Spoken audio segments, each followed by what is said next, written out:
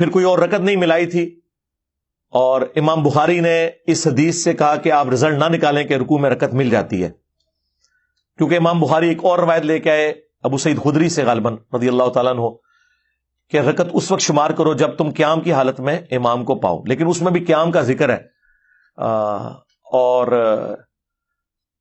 یا رکوع میں جانے سے پہلے فاتحہ پڑھنے کی ترغیب امام بخاری نے کہا کہ اس حوالے سے ہونی چاہیے تو تب رکعت شمار ہوگی، لیکن امام بخاری کے سامنے یہ حدیث ابو بکرہ والی جو خود بخاری میں لے چکے تھے کہ وہ صحابی نے تو قیام بھی نہیں کیا، ڈائریکٹ آ کے رکوع میں ملے، تو نبی علیہ السلام نے فرمایا کہ تمہارے جو نماز کا شوق یہ میں نے دیکھا ہے، آندہ جب تم آؤ تو تسلی سے آؤ۔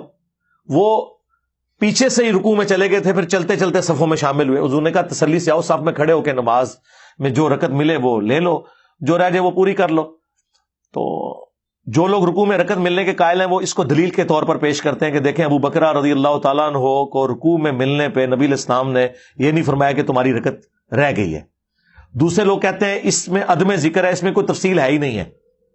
ویسے میرے نزدیک یہ بات دونوں طرف جا سکتی ہے، ہو سکتا ہے انہوں نے ملا لی ہو اور زیادہ چانس ہے کہ نہیں ملائی ہو، کیونکہ اگر ملائی ہوتی تو اس کا ذکر موجود ہوتا۔ بہرحال ہم دونوں کو بینیفٹ آف ڈاؤٹ دیتے ہیں۔ اس سے امام بخاری جو رزلٹ نکال رہے ہیں وہ تو بڑی مشکل سے ہی نکلتا ہے، دوسرے جو نکال رہے ہیں وہ پھر بھی نکل آتا ہے، لیکن ہم وہ بھی نہیں مانتے، ہم نے دوسرے دلائل آپ کے سامنے رکھ دی ہیں۔ مسلم کی ایک حدیث 905 نمبر وہ سارے کے سارے مسئلے کو کلیئر کرتی ہے اور وہ فٹ ان بیٹھتی ہے، اور جز القراء میں خود امام بخاری مان رہے ہیں کہ قرآن پہ بھی عمل کرنا ہے، وَإِذَا قُرِئَ الْقُرْآنُ فَاسْتَمِعُوا لَهُ، اور حدیث پہ بھی عمل کرنا ہے سختوں کے ذریعے۔ تو میرے خیال ہے سختوں والا معاملہ ایسا ہے۔ باقی اگر سختہ مختصر ہو یا مغرب کی آخری رکعت میں تھوڑی دیر کے لیے امام فاتحہ کا وقفہ کرے، کیونکہ حنفی تو آخری رکعت میں 3 دفعہ سبحان اللہ بھی پڑھ لیتے ہیں، حنفی بھی اور شیعہ بھی، ان کے نزدیک صرف پہلی 2 رکعتوں میں فاتحہ ضروری ہے، آخری 2 رکعتوں میں صرف 3 دفعہ سبحان اللہ یا تسبیحات پڑھنے سے بھی نماز ہو جائے گی۔ تو اس لیے وہ بعض اوقات مختصر کرتے ہیں، لوگ کہتے ہیں ہم تو فاتحہ کی بھی 2 آیتیں ہی پڑھی ہیں، امام رکوع میں چلا گیا، سرکار آپ رکوع میں چلے جائیں، جتنا پڑھا جاتا ہے وہ پڑھا جائے، ایک دفعہ بھی آپ کی فاتحہ ہو گئی ہے تو وہ ایکویلنٹ ہے۔ یہ بھی سلف میں موقف رہا ہے، پوری نماز میں ایک دفعہ بھی سورہ فاتحہ۔ ہاں، جز القراء میں امام بخاری نے سلف کے حوالے سے یہ چیزیں نقل کی ہوئی ہیں۔ صلو علی محمد وآل محمد، اللہم صلی علی محمد وعلی آل محمد۔ گھر والے سارے سنی ہیں، میں رفع الیدین سے نماز پڑھوں تو منع کرتے ہیں، ایک اڑے سنی نے ٹنی لکھو، نا نا نا نا، سنی کی تو سنی وہ ہوگا جو بخاری مسلم کے اوپر عمل کرے گا، قرآن پہ عمل کرے گا، یا سنی وہ ہوگا جو اپنے بابوں کی تعلیمات پہ عمل کرے گا؟ اور پھر سنی بھی کون سے؟ ہاں، حنفی دیوبندی سنی، یا حنفی بریلوی سنی، یا وہابی اہل حدیث سنی؟ کیونکہ آج تو وہابی بھی میرے چکر میں آگے کہہ رہے ہیں نا اہل سنت میں یہ گھسے ہوئے رافضی، وہابیوں نے بھی توفیق ہوگی جو سنی کہنے دی اپنے آپ نو۔ سنی وہ ہوگا جو سنت پہ چلنے والا ہوگا، اہل سنت کے منہج پہ ہوگا۔ یہ کون سے سنی ہے؟ سنی نہ لکھا کریں حنفی بریلوی یا حنفی دیوبندی یا وہابی سلفی، سنی نہیں۔ سنی وہ ہوگا جو سنت کے مطابق چلے گا۔ تو سنت اور رفع الیدین کے ساتھ ہے، نماز پڑھنے سے منع کرتے ہیں، سختی کرتے ہیں، تو ایسے میں ان کی نافرمانی تو نہیں ہوگی۔ اور مجھے کیا کرنا ہے؟ ان کی نافرمانی کیا ہوگی؟ نافرمانی تو اللہ کی ہوگی اگر آپ رفع الیدین چھوڑیں گے۔ بخاری مسلم میں حدیث ہے، مولا علی علیہ السلام کہتے ہیں نبی علیہ السلام نے انصار مدینہ میں سے ایک شخص کو ایک لشکر کا امیر بنا کے بھیجا، راستے میں اسے غصہ آ گیا اپنے ساتھیوں پہ، تو انہیں حکم دیا کہ آگ کا ایک بہت بڑا الاؤ جلاؤ۔ جب وہ بھڑک اٹھا تو اس نے کہا کہ میں تمہیں حکم دیتا ہوں، میں تمہارا امیر ہوں، میری اطاعت رسول اللہ کی اطاعت اور رسول اللہ کی اطاعت اللہ کی اطاعت ہے، تم اس آگ میں کودو۔ تو وہ کوئی حنفی تو نہیں تھے جو امام کی تقلید کرتے، اور امام کون تھا؟ صحابی۔ انہوں نے کہا ہم یہ تیرا کہنا نہیں مانیں گے، ہم آگ سے بچنے کے لیے ہی تو رسول اللہ کے دامن کرم میں آئے تھے، اور تو ہمیں آگ میں کودنے کو کہہ رہا ہے، ہم تیری یہ بات نہیں مانیں گے۔ بعد میں واپسی پہ نبی علیہ السلام کو جب یہ شکایت لگائی گی، آپ نے فرمایا اگر تم اپنے امیر کا حکم مان لیتے، یعنی تقلید کر لیتے، قرآن و سنت کے دلائل دیکھے بغیر آنکھیں بند کر کے بزرگان دین کے پیچھے چلتے، علماء سے پوچھ کے چلتے، اور علماء کون؟ صحابی انصاری۔ کون؟ جسے حضور نے امیر لگایا ہے۔ حضور کہہ رہے ہیں میرے لگائے ہوئے امیر کی بات بھی قرآن و سنت کے خلاف ہو تو نہیں لو ہاں نواں مسئلہ نکلا ہے تواڈے امام دے شے ہی کوئی نہیں, اس انصاری صحابی جیسا ہے ہی کوئی نہیں, تیرے امام تے شے ہی کوئی نہیں. نبی علیہ السلام فرمایا اگر تم میرے اس امیر کی بات مان لیتے تو سیدھے جہنم کی آگ میں جا کے نکلتے. اور پھر آپ نے فرمایا کہ مخلوق کی اطاعت صرف معروف میں ہے, منکر میں نہیں. اللہ کی معصیت میں, اللہ کی نافرمانی میں مخلوق کی اطاعت نہیں ہے. یہاں بولے بن کے لوگ پوچھ رہے ہیں جی میری ماں کہہ رہی ہے میں دودھ نہیں بخشاں گی تو میں داڑھی رکھ لواں, ابو منع کرتے ہیں تو میں نقاب کیوں کروں, اچھا رشتہ نہیں ملے گا. تیرے ابے نے جڑا تم رشتہ بھی لاب کے دینا ہے نا وہ بھی پتہ لگ جائے گا. اللہ کے ساتھ لوگ لگائیں. دوسری طرف تو بچپن سے آپ کو حدیث رٹائی جاتی ہے بخاری مسلم کی کہ تم میں سے کوئی شخص مؤمن ہی نہیں ہو سکتا جب تک کہ میں اسے اس کے ماں باپ اولاد سب لوگوں سے بڑھ کے عزیز نہ ہو جاؤں. اس کے بعد ہمیں کوئی پرچی لکھ کے بیچے کہ میں ابو کی بات مانوں یا رسول اللہ کی بات مانوں صلی اللہ علیہ وآلہ وسلم. میرا خیال ہے یہ 295C ان ابوں کے اوپر کٹنی چاہیے. انہیں کہیں کہ آپ رسول اللہ کے حکم کے خلاف ہمیں چلا رہے ہیں. اصل گستاخ وہ ہے جو آپ کو رسول اللہ کی نافرمانی کا کہے. جی قرآن میں خواہش نفس کی پیروی کو کہا گیا شرک. افرائیتا من اتخذ الہہ ہوا, سورۃ الجاثیہ میں. اور سورہ یاسین میں ہے اہل جہنم کے بارے میں کہ اللہ تعالیٰ سے فرمائے گا کیا میں نے تمہیں حکم نہیں دیا تھا کہ شیطان کی عبادت نہیں کرنی. تو شیطان کی عبادت کون کرتا ہے؟ ایک چھوٹا سا فرقہ ہے سیٹنزم پہ چل رہا ہے جو پیورلی شیطان کی عبادت کرتا ہے. لیکن اللہ تعالیٰ تمام فاسقین کو کافروں کو کہہ رہے تم شیطان کی عبادت کرتے تھے. شیطان کا حکم ماننا اس کی عبادت کرنا ہے. حکم ہی تو اصل میں ماننا ہے. پیغمبر کا بھی جو ہم حکم مانتے ہیں نا وہ اللہ کے اذن کی وجہ سے مانتے ہیں. من یطع الرسول فقد اطاع اللہ. حکم ایک ہی ہستی کا ہے جو قرآن میں ہے کہ حکم نہیں ہے سوائے اللہ کے. پیغمبر تو اس کا ریپرزینٹیٹو ہوتا ہے. پیغمبر شریعت ساز نہیں ہوتا, شارع ہوتا ہے اللہ کے حکم سے شریعت کو بیان کرنے والا. تو یہ ماں باپ جب کہتے ہیں تو انہیں یہ حدیثیں سنایا کریں کہ نبی علیہ السلام نے منع کیا ہے کہ میرے سے آگے کوئی نہیں. تو بلکہ آپ یہ بھی کہنے کی ضرورت نہیں, اب آپ یہ کہا کریں کہ میرے نبی سا ہے ہی کوئی نہیں. ابا جی تسی تے شاہی کوئی نہیں. میرے نبی سا ہے ہی کوئی نہیں. ماں جی تسی تے شاہی کوئی نہیں. ٹھیک ہے آپ یہ اور دیکھ لیں سرکار یہ نبیوں کا طریقہ ہے یہ بات کرنا. جب تخت بلقیس وہ لے آیا تھا ایک درباری حضرت سلیمان علیہ السلام کا, کوئی فرشتہ تھا یا وقت کا پیغمبر تھا یا ان کا کوئی صحابی تھا, کوئی بھی تھا, اس کے اینڈ پہ تو ہونا چاہیے تھا حضرت سلیمان علیہ السلام کہتے ہیں واہ کیا کمال ہے سبحان اللہ, چاہے تو اشاروں سے اپنے کائی پلٹ دیں دنیا کی. نہیں, حضرت سلیمان علیہ السلام نے کہا ھذا من فضل ربی.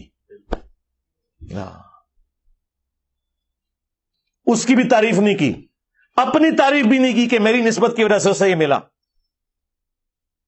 ہاں کہا ھذا من فضل ربی, یہ میرے رب کا فضل ہے اور وہ چاہتا ہے کہ مجھے آزمائے کہ میں اس کی شکر گزاری کرتا ہوں یا ناشکری. یہ فرمایا حضرت سلیمان علیہ السلام نے کہ یہ میں تو شاہی کوئی نہیں.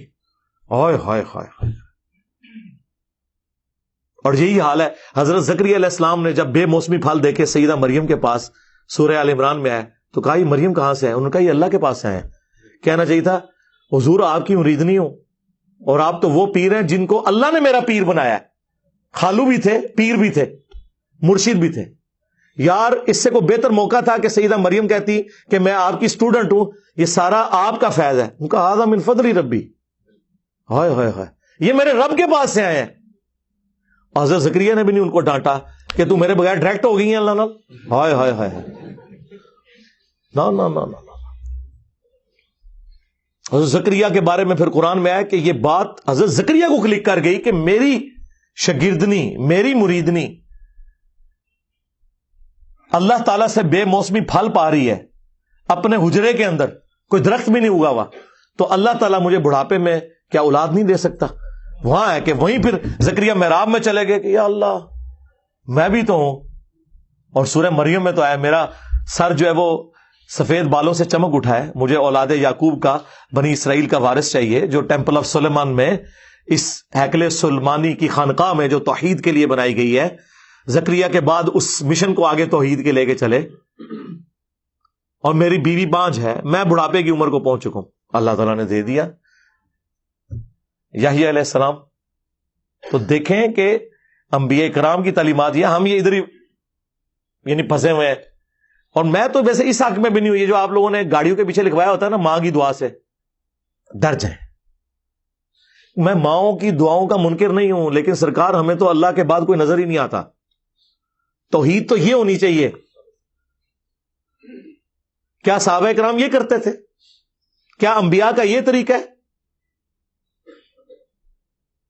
اور یار حضور کے سامنے ایک بندے نے کہہ دیا ماشاء اللہ وشئت یا رسول اللہ، مسند احمد کی حدیث، یا رسول اللہ جو اللہ چاہے اور جو آپ چاہیں. حالانکہ اس صحابی نے کوئی شرک نہیں کیا، ذہن میں رکھیے گا، کیونکہ صحابی کے دماغ میں بھی نہیں تھا کہ میں یار جس نبی کا کلمہ اس نے پڑھا ہے بت پرستی کو چھوڑ کے وہ اس نبی کو کیسے معبود مان سکتا تھا. صرف یہ کہا کہ اللہ کے بعد آپ کی مرضی. کی بات بالکل اپنی جگہ درست ہے، لیکن حضور کو پتا تھا کہ اس سے لوگ رزلٹ نکالیں گے، اور نکال لیا. آج بسوں پہ لکھا ہوا ہے اللہ نبی وارث. حضور نے فرمایا اجعلتنی للہ ندا، تو نے مجھے اللہ کے مقابلے پہ کھڑا کر دیا. بلکہ قل ما شاء اللہ وحدہ، کہ جو اکیلا اللہ چاہے. اللہ اکبر. اس نے نہیں کہا یا رسول اللہ میں آپ کو جو ہے وہ اللہ کی عطا سے، آپ کا علم محدود مانتے ہوئے، اللہ کا غیر محدود مانتے ہوئے، اللہ کو مستقل بذات مانتے ہوئے، آپ کو غیر مستقل بذات مانتے ہوئے، آپ کا عطائی مانتے ہوئے، اللہ کا ذاتی مانتے ہوئے یہ عقیدہ رکھے ہو. نہ اس ٹائم میں کہانیاں نہیں سنونیاں. تو نبی علیہ السلام نے ہمیں کیا تعلیم دی ہے کہ گاڈ اورینٹڈ. کوئی ضرورت نہیں گاڑی پہ لکھوانے کی ماں کی دعا سے. اور ایت بالکل ہی رہن دو، بری بری سرکار بری، کھوٹی قسمت کر دے ہری، ہاں یا بھاول حق بیڑا تک، یا معین الدین چشتی پار لگا دے کشتی. ایت شاہی کوئی نہیں. میں تو کہتا ہوں یہ بھی نہ لکھوائیں گاڑی کے پیچھے کہ ماں کی دعا سے. آپ نے لکھوانا ہے تو لکھوائیں ھذا من فضل ربی. آپ نے لکھوانا ہے تو لکھیں ما شاء اللہ سبحان اللہ لا حول ولا قوت الا باللہ انشاء اللہ. یہ ہمارے سلوگنز ہیں جو ہمارے پیغمبر نے ہمیں سکھائے ہیں، جو سورۃ الکہف میں یہ سارے سلوگنز آئے ہوئے ہیں. اے نبی آپ نے کبھی بھی نہیں یہ کہنا کہ کل میں یہ کام کروں گا جب تک آپ انشاءاللہ نہ کہیں. حضور کو کہا جا رہا ہے نبی علیہ السلام انشاءاللہ کہنا بھول گئے تھے، وہی نازل نہیں ہوئی تھی. پھر سورہ کہف کے اندر ہی آیا کہ وہ جب باغ والا باغ میں داخل ہوا تو ما شاء اللہ لا قوت الا باللہ کہنا بھول گیا، وہ تباہ ہو گیا. تو اللہ تعالیٰ نے اس کی پھر غلطی ہائی لائٹ کی. جب اسے مومن آ کے کہتا ہے تجھے تو چاہیے تھا تو یہ کہتا. اور سورۃ الکہف کا آغاز ہی ہو رہا ہے الحمدللہ الذی انزل علی عبدہ الکتاب. سبحان اللہ بھی سورۃ الکہف میں آئی بھی ہے. سورہ کہف وہ سورت ہے جس میں ہمارے چاروں بیسک جو سلوگنز ہیں نا، جو ہم مختلف مواقع پہ بولتے ہیں، جو مسلمانوں کی ٹریڈیشن ہے، الحمدللہ، سبحان اللہ، ما شاء اللہ، لا حول ولا قوت الا باللہ، یہ چاروں سلوگنز آئے ہوئے ہیں. تو ہماری تو تعلیمات یہ ہیں. ہماری تعلیم میں کہا ہے کہ یا معین الدین چشتی پار لگا دے کشتی. ہاں نو ھذا من فضل ربی، یہ میرے رب کا فضل ہے. ذالک فضل اللہ یؤتیہ من یشاء، یہ اللہ کا فضل ہے جسے چاہے عطا فرمائے. سورہ آل عمران میں نہیں اللہ تعالیٰ فرما رہا کبھی ایسا نہیں ہوا کہ ہم کسی پیغمبر کو حکم دے کر، نبوت دے کر بھیجیں اور وہ لوگوں سے یہ کہنا شروع کر دے کہ لوگوں میرے بندے بن جاؤ. وہ تو کہے گا کونوا ربانیین، لوگوں اللہ کے بندے بن جاؤ. اللہ تعالیٰ ہمارا نبی بھی اپنی ہی نہیں کبھی کہہ سکتا، تو باقی تو شے ہی کوئی نہیں. اس کا مطلب یہ باقی سارے جاہل اور گمراہ ہیں. نبیوں کو چونکہ اللہ کا تعارف ہوتا ہے اس لیے انہیں پتا ہوتا ہے کہ ہم نے کبھی بھی رسک نہیں لینا. اس لیے اللہ نے فرمایا نا عیسیٰ ابن مریم کبھی اور محسوس نہیں کریں گے کہ انہیں اللہ کا بندہ کہا جائے، اور نہ کوئی مقرب فرشتہ سورہ النساء. اور پھر اللہ تعالیٰ نے اس کو یہاں پہ ختم نہیں کیا. اللہ نے فرمایا اگر کوئی پیغمبر یا کوئی مقرب فرشتہ یہ اور محسوس کرے کہ وہ اللہ کا بندہ ہے, قیامت کے دن ہم جمع کر لیں گے اور نافرمانوں کو آگ میں جھونکیں گے, عذاب دیں گے. حالانکہ انہوں نے نہیں کرنا تھا.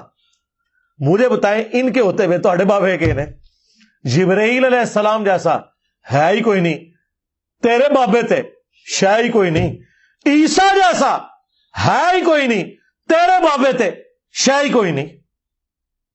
لیکن یہ کتابوں کا پیغمبر ہے, یہ کتابوں کا خدا ہے.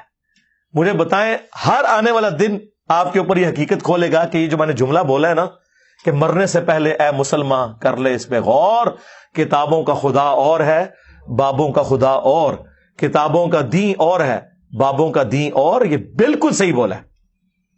الحمدللہ. چاشت اور اشراق کی نماز کا وقت بتا دیں. ایک ہی وقت ہے جی میرے بھائی.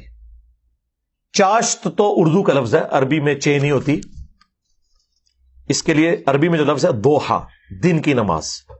وہ مسلم شریف میں حدیث ہے سب سے افضل وقت ہے جب اونٹنی کے بچے کے پاؤں زمین کی گرمائش کی وجہ سے جلنے شروع ہو جائے, یعنی آلموسٹ 10-11 بجے کا ٹائم, یعنی زور کا وقت داخل ہونے سے آدھا گھنٹہ پہلے آپ پڑھ لیں. یہ سب سے افضل وقت ہے اشراق کی نماز کا یا دوحا کی نماز کا یا چاشت کا. لیکن دوسری طرف یہ ہے کہ نبی علیہ السلام مسلم شریف میں آتا ہے فجر پڑھ کے مسجد میں بیٹھے رہتے تھے حتیٰ کہ سورج بلند ہو جاتا. اس وقت پڑھنا چاہتے ہیں تو آپ اس وقت بھی پڑھ سکتے ہیں. جیسے تہجد کا ٹائم عشاء کے وقت سے لے کے فجر تک رہتا ہے اور اس میں سونا کوئی شرط نہیں ہے, اسی طریقے سے اشراق کا جو وقت ہے وہ سورج نکلنے کے بعد, وہ جو ٹکیا سورج کی باہر نکلتی ہے نا, اس کے نکلنے کے بعد سے لے کے جب سینٹر میں سورج پہنچتا ہے جس کے بعد زوال آفتاب ہوتا ہے. یہ پنجابی میں جو زوال آفتاب ہے یہ لفظ غلط ہے. ہم جو پنجابی میں زوال کہتے ہیں مکروہ ٹائم کو, حالانکہ قرآن و سنت میں زوال ہے آفتاب کا گرنا, وہ ابتدائے ظہر ہوتا ہے. یعنی سورج اپنے ٹریک میں ود رسپیکٹ ٹو زمین جب سینٹر سے تھوڑا سا آگے جاتا ہے تو ظہر کا وقت داخل ہو جاتا ہے. اس سے پہلے وہ 5 منٹ جو ٹکیا وہ درمیان میں رہتی ہے وہ مکروہ وقت ہے, نکلتے وقت سینٹر میں اور غروب ہوتے وقت. اس سے تھوڑی دیر پہلے تک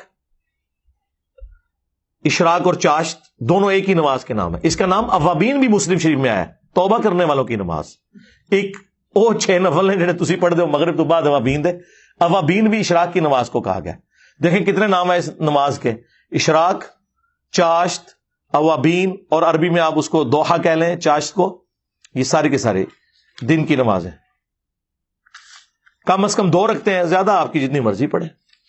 وہ تو مسلم شریف میں حدیث ہے کہ اگر کوئی رات کے وظائف بھی بھول گیا نا یا سو گیا ہے تو وہ دن کے وقت نوافل پورے پڑھ لے. اور اسی وجہ سے آپ کو پتہ ہے شاہ محمد نورانی صاحب رحمہ اللہ, انہوں نے ٹی وی میں کہیں کہہ دیا کہ جس کی رات کی تراویحیں چھوٹ جائے نا تو وہ دن کے وقت پڑھ لیا کرے. تو لوگوں نے کہا لو جی یہ تراویح دیہڑی شروع کراتی ہے. وہ بالکل صحیح بات انہوں نے کی تھی.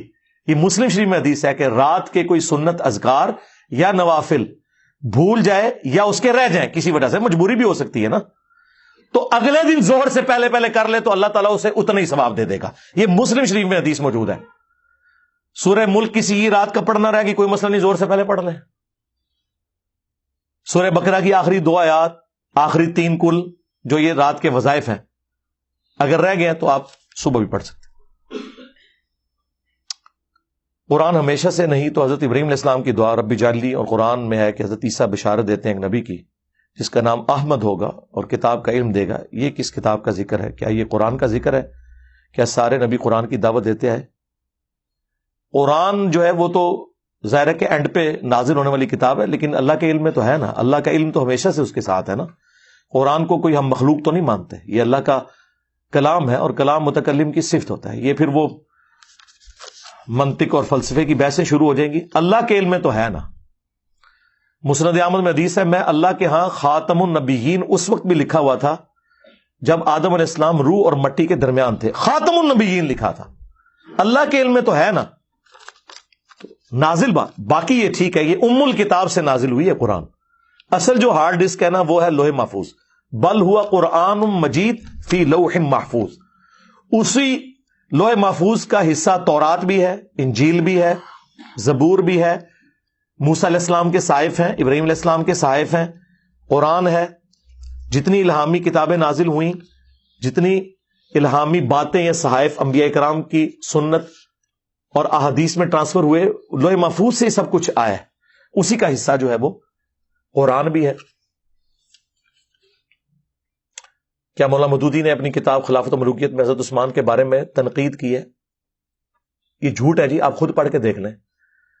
میرے پاس ایک بھائی آئے، مجھے تو خیر بعد میں پتا چلا ان کا تعلق داعش کے ساتھ تھا، تو عرب ملکوں سے یہاں آئے، وہ عرب میں ہی پیدا ہوئے تھے، اردو بھی ان کو اچھی آتی تھی کیونکہ ان کے ماں باپ پاکستانی تھے، تو اور عربی ان کی ایک نیٹو لینگویج بن چکی بھی تھی، اور دنیاوی طور پہ پڑھے لکھے بھی تھے، انگریزی بھی ان کو آتی تھی۔ تو میرے ایک دوست کے ریفرنس سے مجھے ملنے آئے کسی کام کے سلسلے میں، تو آتے ہی انہوں نے یہ بات کی۔ یہ بات آپ نے غور سے سننی ہے، بڑی حیران کن بات میں آپ کو بتانے لگا، اور یہ میرے خیال ہے میں پہلی دفعہ آن ایئر کرنے لگا ہوں، آپ کی اس بات سے مجھے یاد آ گیا۔ تو مجھے کہنے لگے کہ خلافت و ملوکیت میں مولانا مودودی رحمہ اللہ نے سیدنا عثمان غنی رضی اللہ تعالیٰ عنہ کی توہین کی ہے۔ میں نے کہا نہیں، میرے پاس یہ خلافت و ملوکیت پڑھی ہوئی ہے، تو تم اسے پڑھو۔ میں صبح آفس چلا گیا، تو شام کو بلکہ رات کو کافی لیٹ واپس آیا، انہوں نے ایک دن میں اس کا میجورٹی پورشن پڑھ لیا تھا۔ وہ اصل میں جو اس کا چیپٹر ہے جو چبھتا ہے سب کو، خلافت راشدہ سے ملوکیت کا سفر جو ہے،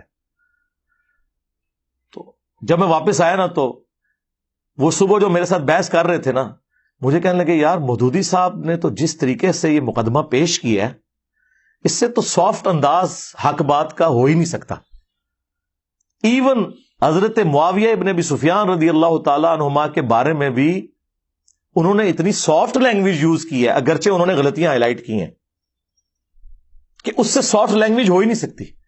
یہ جتنے لوگ ہیں نا، بس وہ جس نے میرے بارے میں کہہ دیا قادیانی ہے، حالانکہ جو قادیانیوں کے خلاف مہم چلا رہے ہیں، ہم نے تو ان کی منجی ٹھوک دی ہے کہ تمہارے ابے بھی چشتی رسول اللہ، اشرفی رسول اللہ پڑھا کے گئے ہیں، تو غلام قادیانی دجال تو شاہی کوئی نہیں ہے، ہم تو ختم نبوت کے اوپر کام کر رہے ہیں۔ اچھا، وہ تو جب کوئی سنتا ہے تو پتہ چلتا ہے۔ تو مجھے کہنے لگا یار یہ تو مودودی صاحب نے تو بہت زبردست لکھا ہے۔ میں نے کہا سیدنا عثمان کے حوالے سے کہتے ہیں وہ جو کچھ انہوں نے لکھا ہے، اب تو خیر پوری تحقیق کے ساتھ خلافت و ملوکیت جو نئی چھپی ہے اس میں پورے حوالے بھی نیچے لکھے ہوئے ہیں، اس میں بھی تھے، اب تو بہت تفصیل سے، باقی میرا کربلا والا ریسرچ پیپر میں تو 200 حدیث ہے۔ تو مجھے کہنے لگا یار ایک مسئلہ مجھے آج سمجھ آیا ہے، جو میں بڑا حیران ہوا تھا۔ میں نے کہا کیا؟ وہ کہنے لگا کہ جب داعش کی فوجیں داخل ہوئیں عراق کے اندر، شام کے اندر نا، تو کئی لوگ جو ہے نا وہ حضرت علی ابن ابی طالب کے اوپر لعنت کرتے تھے انہیں خوش کرنے کے لیے۔ تو وہ کہتا ہے کہ ایک سفر میں بھی ساتھ تھا، تو جب انہوں نے حضرت علی پہ لعنت کی تو ہم سب لوگوں نے تو اپنے کانوں کو ہاتھ لگایا، کیونکہ سنی تو حضرت علی کی رسپیکٹ کرتے ہیں۔ یعنی یہ آج کے جو سنی ان کو آپ بنو امیہ تو نہ سمجھیں، بنو امیہ کی نہیں دال گلی، تو اگر ان کی دال گلی ہوتی تو بخاری مسلم میں سب و شتم کی روایتیں تو نہ لکھتے، اور بنو امیہ کا رد تو نہ کرتے امام بخاری امام مسلم حضرت علی کی شان میں حدیثیں لے کے۔ وہ کہنے لگا کہ ہم گاؤں میں داخل ہوتے تو وہ حضرت علی پہ لعنت کرتے، اور وہ لعنت کرنے والے کون؟ شیعہ۔ اور وہ کیوں کر رہے ہوتے تھے؟ تقیۃً۔ وہ یہ سمجھتے تھے کہ یہ بنو امیہ کے پیروکار ہیں، جس طرح بنو امیہ اپنے دور میں حضرت علی پہ لعنت کرواتی تھی تو لوگوں کو چھوڑا جاتا تھا، اور تقیۃً شیعہ علی لعنت کر لیتے تھے۔ ظاہر سارے تو حجر ابن عدی تو نہیں ہوتے نا کلمہ حق بلند کرنے والے،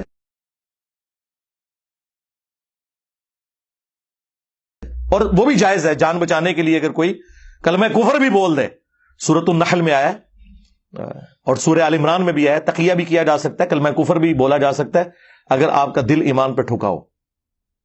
تو کہتے ہیں ہم بڑے حیران ہو، ہم استغفر اللہ پڑھیں کہ یار یہ کیا بکواس کر رہے ہو۔ تو وہ آگے سے کہتے ہیں کہ نہیں، جو بنو امیہ ہے وہ تو ہم سے ڈیمانڈ کریں گے یہ۔ تو کہتا ہے کہ اس وقت ہم لوگ پھر ان کو یہ کہتے تھے کہ یار یہ تو بڑا گناہ کا کام ہے, ہم نے یہ کیوں کروانا ہے, ہم تو چاروں خلفاء کو مانتے ہیں, ٹھیک ہے. اور جو ان کے امیر, وہ تو خود سید ہونے کے دعوے دار ہیں, اپنے آپ کو ہاشمی کہتے ہیں. یہ میں کوئی داعش کے فضائل نہیں بیان کر رہا, میں اس وقت علمی گفتگو کر رہا ہوں. مجھے تو جتنی بھی جہادی تنظیمیں ہیں, داعش ہو, القاعدہ ہو, ٹی ٹی پی ہو, باقی ان کے ساتھ سنگین نوعیت کے اختلافات ہیں, وہ ایک معاملہ الگ سے. لیکن میں آپ کو ان پرنسپل یہ بات بتا رہا ہوں کہ وہ نوجوان پھر کہنے لگا مجھے آج یہ بات سمجھ آئی ہے, اس وقت تو ہمیں بڑی حیرانگی ہوئی تھی, لیکن جب میں نے خلافت و ملوکیت پڑھی, پھر خیر میں نے اسے جب بخاری مسلم سے احادیث بتائیں, ابو داؤد سے, سنن نسائی سے, المستدرک للحاکم سے, تو کہتا مجھے اب پتہ چلا کہ اچھا یار یہ بات واقعی تھی کہ بنو امیہ کے دور میں یہ کام کروایا جاتا تھا, اور یہ ہم نے پریکٹیکلی چیک کیا ہے کہ شیعان علی نے ہمارے شر سے بچنے کے لیے حضرت علی پہ ہمارے سامنے لعنت کی, تو ہم کہتے تھے یار ان کو کیا ہو گیا, ہم نے تو انہیں کچھ بھی نہیں کہا, اور حضرت علی تو ہمارے لیے بھی ریسپیکٹیبل پرسنالٹی ہیں. جو میں اکثر جو ہے وہ اہل تشیع حضرات سے بھی کہتا ہوں کہ اہل سنت کے تو ہاتھ پاؤں بندھے ہوئے ہیں, جس طرح مسلمانوں کے ہاتھ پاؤں بندھے ہوئے ہیں کہ ہم کرسچنز کی رسول اللہ کی شان میں جو گستاخی ہے یا خاکے بنانا, اس کے اگینسٹ غصے میں بھی آ کے تصور نہیں کر سکتے کہ ہم عیسیٰ ابن مریم کی توہین کریں, کیونکہ ہمارے ایمان کا حصہ ہے. ہمارے نزدیک جتنا بڑا کافر رسول اللہ کا انکاری ہے, اتنا بڑا کافر ہی حضرت عیسیٰ کا انکاری ہے. لا نفرق بین احد من رسلی, مرتبے میں فرق اپنی جگہ, تفضیل بین الرسل وہ حق ہے, تلک الرسل فضلنا بعضهم علی بعض, لیکن تفریق بین الرسل یہ کفر ہے. لا نفرق بین احد من رسلی, بلکہ سورہ النساء میں تو آیا جو اللہ رسول میں یا رسولوں میں بھی آپس میں فرق کر دے وہ بھی پکا کافر ہے.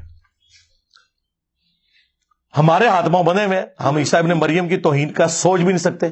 وجیہا فی الدنیا والآخرہ ومن المقربین, ہمیں کبھی وہم بھی نہیں آتا. بالکل اس طریقے سے اگر اہل تشیع کی جانب سے خلفائے ثلاثہ کے اوپر کوئی لان تان کی جاتی ہے, تو ہم تو تصور بھی نہیں کر سکتے کہ ان کو غصہ دلانے کے لیے مولا علی علیہ السلام کے بارے میں کوئی ایسی بات کرتے ہیں. نعوذ باللہ من ذالک, وہ تو ہم اپنے ایمان کا حصہ سمجھتے ہیں. خلفائے ثلاثہ کے بارے میں کوئی حدیث نہیں ہے یہ والی جو مولا علی کے بارے میں صحیح مسلم میں, علی سے محبت نہیں رکھے گا مگر مؤمن, علی سے بغض نہیں رکھے گا مگر منافق. یہ تو اسپیسیفکلی امام علی علیہ السلام کے بارے میں. اور مسند احمد میں حدیث, مشکات کے اندر حدیث موجود, اور فضائل صحابہ احمد بن حنبل کی کتاب میں کہ اے علی تیری مثال میری امت میں عیسیٰ ابن مریم جیسی ہے. نصارہ ان کے بارے میں غلو کر کے برباد ہوئے, اور یہودی ان کی توہین کر کے. اور پھر مولا علی نے خود فرمایا کہ میری وجہ سے 2 فرقے جہنم میں جائیں گے, اور 2 گمراہ ہوں گے, ایک میری محبت میں غلو کر کے, ایک میری دشمنی میں. اور یہ سیم روایت اصول الکافی کے اندر بھی اہل تشیع کے ہاں پائی جاتی ہے, جو مشکات میں مسند احمد کے حوالے سے ہے, اور فضائل صحابہ احمد بن حنبل کی کتاب میں موجود ہے. اب یہ الگ بات ہے کہ سنیوں سے جب پوچھیں کہ یہ جو محبت میں غلو کرنے والے ہیں کون ہیں, وہ کہتے ہیں شیعہ. اور شیعہ سے پوچھیں کہ محبت میں تو غلو کرنے والے, ان کو تو نہیں, ظاہر ہے آپ ڈائریکٹ کہیں گے تو وہ غصہ کھائیں گے. انہیں کہیں کہ آپ بتائیں دشمنی میں غلو کرنے والے کون سے ہیں, تو وہ کہیں گے سنی, یعنی سنی شیعہ کو رافضی اور شیعہ سنیوں کو ناسبی مانتے ہیں. اور کل حزب بما لدیہم فرحون, لیکن حقیقت یہ ہے کہ دونوں جگہ غلو موجود ہے. کیٹاگوریکلی نہ تو سنی ناسبی ہیں اور نہ کیٹاگوریکلی شیعہ رافضی ہیں. تو لیکن جب وہ اپلائی کرنے کی باری آتی ہے نا, پھر وہ لوگ اپلائی کرنا شروع کر دیتے ہیں. تو آپ اندازہ کریں کہ آج کے دور کے اندر بھی, یعنی وہ مسکنسیپشن جو صدیوں سے چلتی آ رہی تھی, جو کتابوں کی حد تک تو درست تھی, لیکن وقت کے ساتھ ساتھ میں سمجھتا ہوں کہ عمر بن عبدالعزیز رحمہ اللہ جو اسلام کے پہلے مجدد ہیں, انہوں نے جس طریقے سے اس ایشو کو ہینڈل کیا, قیامت تک کے لیے اس فتنے کو دبا دیا جو بنو امیہ کے ممبروں سے لعنت ہوتی تھی 60 سال تک. اور انہوں نے سورۃ النحل کی وہ آیت خطبے میں داخل کی, ان اللہ یأمر بالعدل والاحسان. تو یہ بہت بڑا امت کے اوپر ان کا احسان ہے, حقیقت بات ہے. باقی تفصیل کے لیے آپ میری ویڈیوز دیکھ لیں اور میرا کربلا والا ریسرچ پیپر پڑھ لیں, اس میں ساری احادیث میں نے نقل کی ہیں. اور یہ جو تماشا لگایا ہوا انہوں نے کہ نہیں جی وہ تنقید ہوتی تھی، لعنت نہیں ہوتی تھی، تو مسلم شریف میں واضح الفاظ موجود ہیں، لعن اللہ ابا التراب 6229 صحیح مسلم کی حدیث. اور تقی عثمانی صاحب کہتے ہیں نہیں نہیں، وہ بخاری میں ایک حدیث سب کی ہے اور سب کا مطلب تنقید ہے، حالانکہ وہی حدیث مسلم میں تھی لیکن اس سے اوور لک کیا. یا اوور لک کیا، اگر اوور لک کیا تو بہت خطرناک ہے، یہ تو منافقت ہے. اور اگر جہالت کی وجہ سے کیا تو سرکار اب سمجھ لے، لیکن نہ یہ اپنے مفتیوں کو جاہل ماننے کے لیے تیار ہے، نہ منافق ماننے کے لیے تیار ہے. مسلم شریف میں واضح الفاظ تھے، لعنت کے الفاظ موجود تھے. بہرحال مولانا مودودی رحمہ اللہ نے جس پیشن کے ساتھ اس چیز کو ہائی لائٹ کیا خلافت و ملوکیت میں سمجھتا ہوں اس کام کو اگر 4 چاند کسی بندے نے لگائے ہیں نا تو مولانا اسحاق صاحب ہیں رحمہ اللہ. مولانا اسحاق صاحب نے قیامت تک کے لیے رافضیت اور ناسبیت دونوں کے خلاف ایک بند باندھا ہے. اور الحمدللہ اس مقدمے کو میں نے ایک عام فہم انداز میں حدیثوں کی نمبرنگ کے ساتھ اپنے ریسرچ پیپر واقعہ کربلا کا حقیقی پس منظر 72 صحیح الاسناد احادیث کی روشنی میں، جس میں 200 روایتیں جمع کی، 72 میں نے شہداء کربلا کی نسبت رکھی، اس کے اندر پورا مقدمہ کلیئر کیا، جسے شوق ہو تو دیکھ سکتے ہیں. اگر ہم سوشل میڈیا پر کوئی آیت یا احادیث اس نیت سے شیئر کریں کہ اس کا ثواب میرے کسی رشتہ دار کو جائے گا تو کیا ثواب ملے گا؟ ماں باپ کی حد تک تو درست ہے، وہ تو مسلم شریف میں حدیث ہے، 3 عمل کا ثواب پہنچتا ہے، صدقہ جاریہ، علم کی بات اور نیک اولاد. باقی دوسروں کے بارے میں کیا کہہ سکتے ہیں؟ دوسروں کے لیے دعا کا حکم ہے قرآن میں، ربنا اغفر لنا ولاخواننا الذین سبقونا بالایمان. اہل ایمان کی نشانی ہے کہ وہ دعا کرتے ہیں مرے ہوئے لوگوں کے لیے. میں پہلے رفع الیدین نہیں کرتا تھا، اب کرتا ہوں، لیکن میرے بڑے کہتے ہیں کہ بچپن سے جیسے پڑھ رہے ہو ویسے ہی پڑھو. ان سے کہ بچپن سے اگر میں قادیانی ہوتا تو قادیانی رہتا. یہ کون سی بات کر رہے ہیں؟ بچپن کا تعلق ہے یا اس شخص کو ماننا ہے جس کی قبر مدینے میں صلی اللہ علیہ وآلہ وسلم؟ یہ کون سی بات ہوئی؟ اور پہلے میں اس پہ کافی بول چکا ہوں. آج کل گورنمنٹ نے کاروبار کا ٹائم رات 10 بجے تک کا کیا ہے. کیا رات 10 کے بعد جو کاروبار کریں گے وہ حلال ہوگا؟ نہیں، کاروبار تو حلال ہوگا، باقی وہ جو ایک حکم عدولی والا معاملہ ہے وہ تو ظاہر ہے. کاروبار اگر آپ حلال چیز کا کر رہے ہیں وہ تو حلال ہے. ایک اس کا جز جو ہے نا وہ غلط ہوا نا کہ آپ نے وہ اس کو ڈس اوبے کیا، تو وہ ایک غلطی اپنی جگہ ہے. اسی طریقے سے کوئی غلط طریقے سے کسی یورپین ملک میں چلا جاتا ہے اور وہاں جا کے وہ اگر مزدوری کرتا ہے تو اس مزدوری کی کمائی تو حلال ہوگی. باقی وہ جو جس طریقے سے گیا اس کے اوپر آپ بات کریں گے. جس طریقے سے چھری چوری کریں گے تو وہ چھری کا چوری کرنا تو حرام ہے، لیکن اس چھری سے بسم اللہ پڑھ کے کوئی جانور آپ ذبح کریں گے تو جانور حرام نہیں ہوگا. ٹھیک ہے. ہاں، باغ فتح آپ کے مطابق مینیجریل ایشو تھا، لیکن اگر نبی الاسلام کے وارث نہیں ہوتے تو اس کے اوپر میں میرے بھائی پہلے بول چکا ہوں. میرا موقف یہ ہے کہ آج کی ڈیٹ میں ایشو ریزالو ہے. جن لوگوں کے ساتھ مولا علی علیہ السلام نے اپنی زندگی میں کمپرومائز کیا، یعنی خلفائے ثلاثہ، اہل تشیع کہتے ہیں کہ تقیہ کیا یا امت کے وسیع تر مفاد میں کیا، سنی کہتے ہیں نہیں دل سے کیا، دونوں اپنے اپنے موقف پہ قائم رہے. اینڈ رزلٹ کیا ہے کہ کیا. ٹھیک ہے. جن سے مولا علی کی دوستی ہے چاہے وہ کسی بھی وجہ سے، ہماری ان سے قیامت تک دوستی، اور جن سے آپ کی دشمنی ہے اور ان پہ قنوت نازلہ پڑی ہے، المصنف ابن ابی شیبہ میں اللہم علیک بمعاویہ و اشیائہ و عمر بن عاص و اشیائہ و ابا سلمی و اشیائہ، اور مصنف ابن ابی شیبہ کے اندر موجود ہے کہ میں اللہ سے امید کرتا ہوں کہ مقتولین صفین جو میرے مخالفین ہیں ان کو بھی اللہ معاف کر دے گا، اور پھر مقدمہ میرے اور معاویہ کے درمیان اللہ کی عدالت میں طے پائے گا. تو مولا علی نے معاویہ ابن ابی سفیان رضی اللہ تعالیٰ عنہ کے بارے میں اس مسئلے کو چیپٹر کو کلوز نہیں کیا. وہ چیپٹر آج تک کھلا ہے اور وہ کھلا رہے گا، اسے کوئی بند نہیں کر سکتا. جہاں پہ چیپٹر کلوز ہے اسے کلوز رہنے دیں اور اتحاد امت پہ کام کریں. میں نمازوں کو جمع کر کے پڑھتا ہوں، مثلا مغرب اور عشاء ایک ساتھ پڑھتا ہوں. اب مسئلہ یہ کہ جب مسجد جاتا ہوں نماز پڑھنے، اب میں مغرب بھی نہیں پڑھی اور عشاء کا وقت شروع ہو گیا تو ٹھیک ہے، عشاء کے پیچھے تو مغرب نہیں ہو سکتی نا. عشاء جب پڑھی جا رہی ہو تو آپ عشاء پڑھ لیں، مغرب اس کے بعد پڑھ لیں. ہاں، آپ مسجد میں گئے، ظہر ہو رہی تھی تو ظہر والے امام کے پیچھے آپ عصر کی پڑھ سکتے ہیں، 4 کے پیچھے 4، تو وہ ایک الگ معاملہ ہے. تو آپ ٹھیک ہے عشاء پہلے پڑھ لیں، اس کے بعد مغرب پڑھ لیں، ہو جائے گی نماز. نمازیں جمع کرنا، اس پہ تفصیلی ویڈیو میں ہی دیکھ لیں. فجر کی 2 سنتوں کے بارے میں احادیث میں بہت اہمیت آئی ہے. اب اگر امامت کو چھوڑ دوں تو سنتے رہ جاتی ہیں، اگرچہ جماعت کے بعد بھی پڑھ سکتے ہیں، مگر پھر اتنی اہمیت نہیں رہ جاتی. یعنی وہ بالکل اینڈ ٹائم پہ پہنچتے ہیں، یہ پوچھنا چاہ رہے ہیں جس کا بھی سوال ہے. یعنی امام مسجد ہے، آپ لیٹ پہنچتے ہیں، کس کی پرچی ہے یہ؟ ہاں، لیٹ پہنچتے ہیں، امام مسجد ہے تو لوگوں سے ڈر لگتا ہے کہ کہیں گے دیکھو یار امام ہو کے لیٹ آ رہا ہے. ہاں نہیں، اہمیت تو اس طرح کی نہیں رہے گی، لیکن نہ پڑھنے سے تو بہتر ہے نا، پڑھیں تو صحیح نا. بخاری میں یہ حدیث موجود ہے، کچھ حصہ اس کا، پوری تفصیل جو ہے وہ جامعہ ترمذی کے اندر موجود ہے، المستدرک للحاکم میں، کہ نبی علیہ السلام فجر کی نماز پڑھ کے نکلے. ایک شخص جو ہے وہ نماز پڑھ رہا تھا، آپ اس کے پاس رک گئے اور آپ نے فرمایا قریب ہے کوئی تم میں سے فجر کی 4 رکعتیں پڑھنا شروع کر دے، تو تم نے یہ 2 رکعتیں کون سی پڑھی؟ تو انہوں نے کہا کہ فجر سے پہلے میری 2 رکعتیں رہ گئی تھی، میں وہ پڑھ رہا ہوں.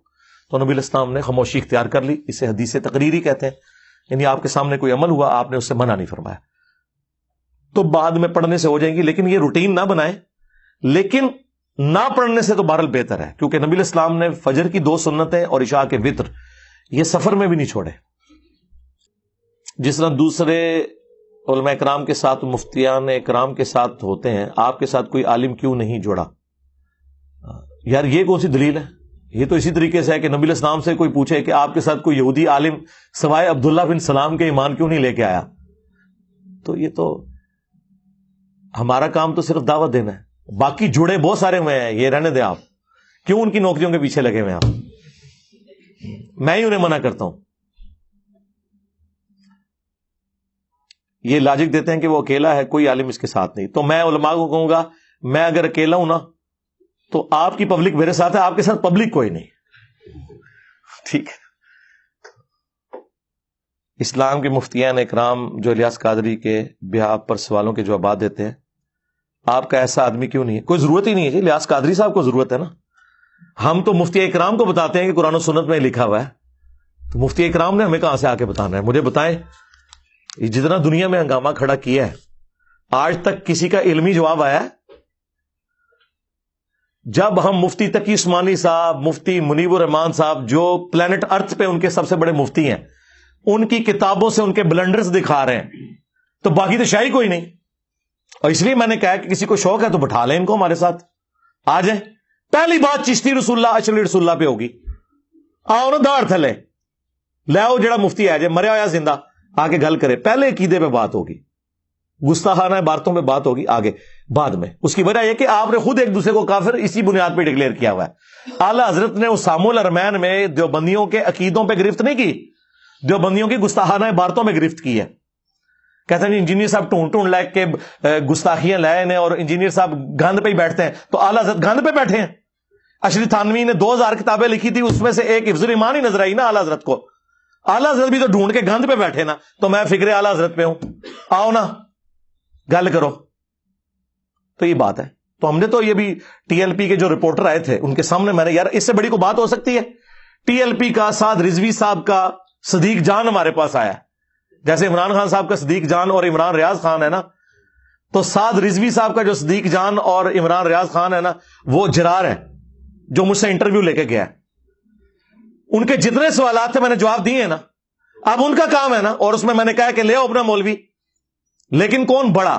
چھوٹے تو تم لاکھوں میں ہو. میں ایک سے کروں گا یہ کہیں گے جاہل سی، انہوں تو پتہ ہی نہیں، تسی انہاں نال گل کرو نا، وہ وڈے عالم نے، یہ تو مکنے ہی نہیں نے، تو میں سیدھا وڈے نو کیوں نہ ہاتھ پاواں؟ یہ وڈے کس دن کام آنے نے؟ ان کو نہیں وہاں لگوانی باہر کی 14 اگست پہ ہی لگوا لیں جس طرح صدر پاکستان کو لگوائی جاتی ہے. ان کو نہیں وہاں لگوانی آپ نے. ہمارے نبی تو وہ ہیں، غزوہ حنین کے موقع پر بخاری مسلم میں آتا ہے 12,000 کا لشکر تتر بتر ہو گیا. سورہ توبہ میں آیا کہ وہ ایک متکبرانہ جملہ کچھ اصحاب نے بول دیا تھا کہ آج ہم تعداد میں زیادہ غالب آئیں گے. تو اللہ تعالیٰ فرماتا ہے پھر بھاگنے کی جگہ نہیں تمہیں ملی. 12,000 کا لشکر جو ہے تتر بتر ہو گیا. نبی علیہ السلام اکیلے اپنے خچر پہ بیٹھ کے آگے بڑھے. انا النبی لا کذب انا ابن عبد المطلب، میں نبی ہوں، اس میں کوئی جھوٹی بات نہیں، میں عبد المطلب کا بیٹا ہوں. اور نبی علیہ السلام کے چچا زاد ابو سفیان بن حارث رضی اللہ تعالی عنہ، انہوں نے حضور کے خچر کی مہار تھامی ہوئی ہے اور نبی علیہ السلام آگے بڑھ رہے ہیں اکیلے. یہ ہوتا ہے لیڈر. تو اب موقع ہے نا, تقی عثمانی صاحب کہیں نا میں دیوبندی ہوں, اس میں کوئی شک نہیں, میں مفتی اعظم ہوں پلانٹ ارتھ پہ, انجینئر, تو ساڑی منجی ٹھوکی, میں آ گیا مقابلے. کیونکہ یہ کہتے ہیں انجینئر نے فرقہ لانچ کیا ہے. بھائی جب فرقہ لانچ کیا تو فرقے کا لیڈر میں ہوا نا ان کے بقول. ہم تو تمہارے پیچھے نمازیں پڑھ رہے ہیں, فرقے جو لانچ کرتے ہیں وہ چندہ بک لادا کرتے ہیں, مسجدیں لادا کرتے ہیں, ہم تو چندے بھی تمہیں دیتے ہیں, نمازیں تمہارے پیچھے پڑھتے ہیں. تو تم لوگ فرقوں کے لیڈر ہونا, آؤ میدان میں آؤ. پتہ کیا کہتے ہیں, نہیں وہ مناظرے کے فن کو نہیں جانتے, چنگا لیڈر بنایا جائے, ساڑا لیڈر ہو سی کہ جنگ میں بھی وہ سب سے آگے, نمازوں میں بھی امامت کرنے والا, نبی الاسلام کی مبارک ذات. آپ تک کوئی کرائٹیریا نہیں ہے, چلو ان کو ہی اور بنا لو, چلو یہ بھی تو میں چھڑ دو, کسی مناظر نو لیڈر ڈکلیئر کرو اور نہ لکھو گے کہ یہ جو ہے نا اس وقت مفتی تقی عثمانی سے بھی بڑے عالم ہے, اور اس وقت روئے زمین پہ دیوبند کا اس سے بڑا کوئی عالم نہیں ہے, یہ انجینئر صاحب سے بات کریں گے, لاؤ. اچھا ادھر نہیں لانا چاہتے, لائیو لے. سٹارٹ کریں گے ہم گستاخانہ عبارتوں سے, تمہارے عقیدوں سے, المحنت کے عقیدے جو تم نے لکھ کے دیے ہوئے قرآن و سنت کی روشنی ہے. کہتے ہیں نہیں وہ علماء دیوبند کا مقابلہ کرنے والا کوئی ماں نے جمے ہی نہیں. سرکار ماں نے وہ شاید جمی ہے کہ تھوڑے مرے بھی زندہ ہو جان تے مقابلہ نہ کرن, تمہیں پتہ ہی نہیں کتنے بیٹھے ہو.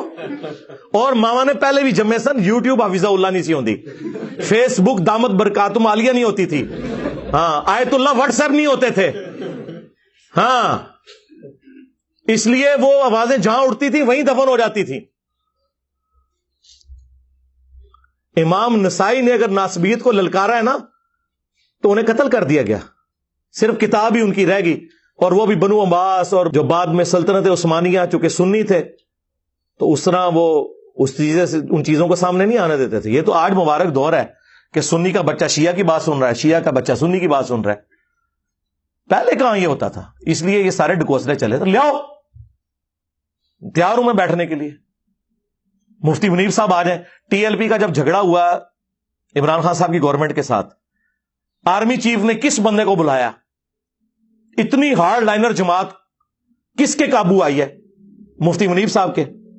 اور اس سے بڑھ کے جو بریلویوں کا بورڈ ہے نا پاکستان کا, درس نظامی کی جو ڈگری دیتے ہیں, اس کے ہیڈ مفتی منیب الرحمان صاحب ہیں. 8 سے نہیں 2 دہائیوں سے تنظیم المدارس کے. یہ کہتے ہیں علماء کی ڈگری, تو آڑے علماء کی ڈگری ایک نہیں نے. تنظیم المدارس کی ڈگری دیتے ہیں بریلوی, اور وفاق المدارس کی ڈگری دیتے ہیں دیوبندی. دونوں ایک دوسرے کی ڈگری کو نہیں مانتے. دونوں چھوڑ دیں, بریلویوں کا ایک عام بندہ بھی دیوبندیوں کے علماء کو کہتا ہے یہ گمراہ ہے, تو اس کا کیا مطلب ہے, وہ اس سے بڑا عالم ہے. گمراہ کہہ رہے ہیں, حکم میں لاندہ ہے. اور ایک عام دیوبندی بھی ڈاکٹر طاہر القادری صاحب کو کہے گا گمراہ ہے. کیوں؟ وہ بریلوی ہیں یا بریلوی نما ہے. تو عام دیوبندی بریلویوں کے بڑوں کو گمراہ کہے اور عام بریلوی دیوبندیوں کے بڑے کو گمراہ کہے, تو اس کا مطلب ہے کہ ایک عام بریلوی دیوبندیوں کے علماء سے زیادہ عالم ہے. یہی مطلب ہوا نا. تو میں نہ ہویا پھر, میں تو دونوں ننگا کر چڑیا. اور میں نے یہ دعویٰ کیا ہے اس پلانٹ ارتھ پہ میرا کوئی ایک عقیدہ ایسا نہیں ہے جو دنیا میں مجھ سے پہلے ایگزسٹ نہ کرتا ہو. اگر میں رفع الیدین پہ زور دیتا ہوں تو ساری دنیا کے اہل حدیث رفع الیدین پہ اسی طرح زور دیتے ہیں. اگر میں بنو امیہ کا مخالف ہوں تو پوری دنیا کے شیعہ بنو امیہ کے مجھ سے زیادہ مخالف ہیں. میں نے کون سا نیا کام کر دیا, کہتے نیا فرقہ لانچ کر دیا. نیا فرقہ تب ہوتا جب میں نظریات نہیں لے کے آتا, اور جو ایگریڈ اپان مسئلے ہیں ان میں سے کسی ایک کا انکار ثابت کریں. غامدی کو تو تم گالی دیتے ہو کہ اس نے نزول عیسیٰ کا انکار کر دیا. میں نے غامدی صاحب کو جواب دیا ہے قرآن سے, احادیث سے تو بعد میں, نزول عیسیٰ کے مسئلے کے اوپر. پردے کے مسئلے میں نے غامدی صاحب سے اختلاف کیا. کوئی ایک مسئلہ بتاؤ نا کہ جس نے رجم کی سزا کا انکار کر دیا, یہ پردے کو نہیں مانتا, یہ نزول عیسیٰ کو نہیں مانتا, یہ خلفائے راشدین کو نہیں مانتا, یہ اہل البیت کی عظمت کو نہیں مانتا. کوئی شاید لے کے آؤ نا. کوئی ایک چیز بھی ایسی نہیں ہے. تو اس کا مطلب یہ ہے کہ دنیا کے سارے فرقے اور ان کے علماء میرے عقیدوں کو جسٹیفائی کرتے ہیں. میں نے آپ کو بتایا, میں نے اندھا دھن پیروی کا انجام لکھا نا ریسرچ پیپر, ایک بریلوی عالم کے پاس لے کے گیا کہتے ہیں جی انجینئر صاحب آدھے پمفلٹ سے تو میں ایگری کرتا ہوں جس میں آپ نے دیوبندیوں کی گستاخیاں ہائی لائٹ کی ہیں، بالکل ٹھیک لکھا ہے. ہاں میں کہ جی ادھے نال تسی کر دیو، اور جو آپ کی گستاخیاں میں نے اس میں چشتی رسول اللہ ان کو گستاخی نہیں نظر آ رہا، اشرلی رسول اللہ کہہ رہے ہیں یہ گستاخی ہے. تو میں نے کہا جو باقی آدھا ہے نا اس سے دیوبندی میرے ساتھ ایگری کرتے ہیں، مراد یہ کہ میرے ساتھ سارے ایگری کرتے ہیں. حقیقت بات ہے. آپ دیکھیں جو میری یہ غلطیاں ہائی لائٹ کر رہے ہوتے ہیں، کوئی ایک غلطی جو ان کی نظر میں غلطی ہوتی ہے وہ قرآن و حدیث میں لکھا ہوتا ہے، کوئی ایک بھی ایسی نہیں ہے جو اس سے زیادہ سخت فارم میں موجود نہ ہو. اہل حدیث نے جینا مرنا رفع الیدین کو بنایا ہوا کہ نہیں؟ اور میں اگر رفع الیدین کے اوپر زور دیتا ہوں کہ سنی شیعہ کا اتفاق ہے رفع الیدین کے اوپر، صرف حنفیوں کا تفرد ہے، تو اس میں مجھے کیوں کرٹیسائز کر رہے ہیں؟ اگر میں کہتا ہوں ہاتھ باندھ کے نماز پڑھنا بھی سنت ہے، ہاتھ چھوڑ کے بھی نماز پڑھنا سنت ہے، تو کیا مجھ سے پہلے کوئی نہیں کہتا؟ شیعہ تو پوری دنیا کے ہاتھ چھوڑ کے نماز پڑھتے ہیں، اہل سنت میں بھی مالکی جو ہیں وہ ہاتھ چھوڑ کے نماز پڑھتے ہیں. عبداللہ ابن زبیر سے میں نے ثابت کیا، المصنف ابن ابی شیبہ سے، بلکہ میں نے ابو داؤد 730 نمبر حدیث سے نبی علیہ السلام سے ثابت کیا. ابو حمید سعدی نے 10 صحابہ کی موجودگی میں نماز جب شروع کی تو کہا نبی علیہ السلام جب نماز کا ارادہ کرتے تو ہاتھ کندھوں تک اٹھاتے یہاں تک کہ ہر ہڈی اپنی جگہ پہ واپس آ جاتی. تو نبی علیہ السلام کیا حنفی یہاں سے نماز سٹارٹ کرتے ہیں اور یوں کر کے ہر ہڈی اپنی جگہ پہ واپس لے کے آتے ہیں، یا ایسے سٹارٹ کرتے ہیں؟ تو ہاتھ چھوڑ کے نماز پڑھی تھی انہوں نے، 11 صحابہ کی گواہی. تو کوئی ایک بات بتائے نا. کیا میں عذاب قبر کا منکر ہوں؟ میں نے عذاب قبر پہ 10 آیات قرآن سے پیش کی اور 17 صحیح الاسناد احادیث بخاری مسلم سے اکثر رد کیا منکرین احادیث کا. کوئی ایک بات بتائیں کہ ہاں جی یہ ایک بات ہے اور بڑی میجر بات ہے. لیکن میں آپ کو ایک بات ایسی بتاتا ہوں جس میں میرا تفرد ہے، اور وہ اگر میں نے آپ کو بتائی تو پھر آپ لوگ جو ہے نا وہ پھر خون کے آنسو روئیں گے. اور وہ یہ ہے کہ مجھ سے پہلے ختم نبوت پہ کام نہیں ہوتا تھا. میں پہلا بندہ ہوں جس نے ختم نبوت پہ کام کیا. اس میں میرا تفرد ہے اور یہ میرا فخر ہے. مجھ سے پہلے صرف اینٹی قادیانی کام ہوتا تھا. جتنی تنظیمیں ہیں، بریلویوں کی ٹی ایل پی ہے، کبھی چشتی رسول اللہ پہ بات نہیں کرے گی، قادیانیوں پہ بات کرے گی. ایون اشعری رسول اللہ پہ بھی بات نہیں کرے گی، حالانکہ مخالف پارٹی ہے. دیوبندیوں کی عالمی مجلس سے ختم نبوت ہے، کروڑوں کا بجٹ دنیا سے ہتھیار رہی ہے ختم نبوت کے نام پہ. کبھی اشعری رسول اللہ چشتی رسول اللہ پہ بات نہیں کریں گے. تو یہ اینٹی قادیانی ہے، یہ مجاہد ختم نبوت ہے جس نے چشتی رسول اللہ کو بھی غلط کہا، اشعری رسول اللہ کو بھی غلط کہا، اور غلام احمد قادیانی دجال کو بھی غلط کیا. ہاں یہ میرا ایک عقیدہ ایسا ہے جو تمہارے سارے بابوں سے ٹکراتا ہے. ہاں آؤ نا اردار تھلے کو ٹکراتا ہے، نہ تھک سکو گے نہ نگل سکو گے. اگر کہیں گے ٹکراتا ہے تو مراد یہ ہے کہ تمہارے بابے تھے یہ سارے ختم نبوت مخالف سن، اور اگر کہیں گے ٹھیک ہے تو ثابت کرو. پھر آؤ مدانش ایک ترنا دیو نہ شبیر بدر سے باہر بھی، ہاں کہ تو کیوں چھاپ رہے ہیں. کبھی ایسے نہیں ہوگا. تو اللہ کے فضل سے ہمارے ہر عقیدے سے کوئی نہ کوئی فرقہ ایگری کرتا ہے اور کوئی مخالف ہوگا، لیکن کوئی ایک عقیدہ ایسا نہیں جس کے سب مخالف ہوں. اور رہی عوام تو ساری بڑی پیار کرتی ہے. وہ کہتے ہیں نا یہ کیا ہوا، تیری کتابیں، تیرا کمرہ، تیرے ہی لوگ. نہیں سرکار، ہماری کتابیں، کمرہ کرائے کا، لوگ آپ کے. ہاں ظاہر ہے کوئی خلائی مخلوق ہے جڑی اتنے بیٹھی ہے. کہا جاتا ہے کہ خانہ کعبہ میں 360 بت تھے. قرآن کہتا ہے کہ پہلا گھر جو بنایا گیا لوگوں کی ہدایت کے لیے، ہاں جی آل عمران میں آتا ہے. جی بنایا گیا نا، بعد میں اس کو اللہ نے تو بنایا تھا نا. اللہ نے تو مسلمانوں کو بھی بنایا ہے لیکن شرک کرتے ہیں. بخاری کی حدیث ہے کہ ہر بچہ فطرت پہ پیدا ہوتا ہے، اس کے ماں باپ اسے یہودی، نصرانی یا مجوسی بنا دیتے ہیں. تو اللہ نے تو گھر بنایا تھا لیکن بعد میں اسے پولوٹیڈ کر دیا گیا. خانہ کعبے میں تو بت آپ نے دیکھے نہیں دیکھے، پاکستان کی کئی مسجدوں میں آپ نے قبریں نہیں بنی ہوئی دیکھی ہیں. مسجدوں کے اندر قبریں بنی ہوئی ہیں. اور تو چھوڑ دیں، اور اس سے بھی بڑھ کے کیا مسجدوں میں مولوی بچوں کے ساتھ منہ کالا نہیں کرتے؟ تو آپ تو کہیں گے مسجد تو اللہ کا گھر تھی، یہاں کے کیا ہو رہا ہے؟ تو کرنے والوں کا قصور ہے نا، نہ خانہ کعبہ کا قصور ہے نہ مسجدوں کا قصور ہے. کیا ہم ایسے کلمات کہہ سکتے ہیں کہ اللہ ہم پر اتنا رحم و کرم فرما جتنا تو رحم فرمانے والا ہے، یا ہمارے گناہوں کو ایسے معاف کر جتنا تو معاف کرنے والا ہے؟ اس کی بجائے نا آپ اللہ تعالیٰ کی صفات کا واسطہ دیں. قرآن میں جو ہے نا وَلِلَّهِ الْأَسْمَاءُ الْحُسْنَى فَادْعُوهُ بِهَا، اللہ کے لیے تمام اسماء ہیں اچھے، ان کے ذریعے اللہ کو پکاریں. جو نبی الاسلام نے بھی یا حی یا قیوم برحمتک استغیث اللہ کی کوالٹیز کے حوالے سے اللہ کو پکارا ہے, اس طرح کریں. خود ساختہ الفاظ نہ بنائیں, اس میں پھر مسئلہ ہی ہوتا ہے. حج یا عمرے کی نیت سے جمع کیے جانے والے پیسوں کو ضرورت پڑنے پہ استعمال کر سکتے ہیں. جی اگر ضروریات اصلیہ میں کوئی ایسی چیز پڑ گئی ہے تو حج آپ سے ساکت ہو جائے گا, پہلے آپ وہ کام کریں. ہم اللہ کو مذکر کیوں مخاطب کرتے ہیں؟ جیسے اللہ دیکھتا ہے, نہ کہ اللہ دیکھتی ہے. اس پہ میں پچھلی دفعہ بول چکا ہوں, اللہ دیکھتا ہے یا اللہ دیکھتے ہیں, یہ رسپیکٹیبل الفاظ ہیں.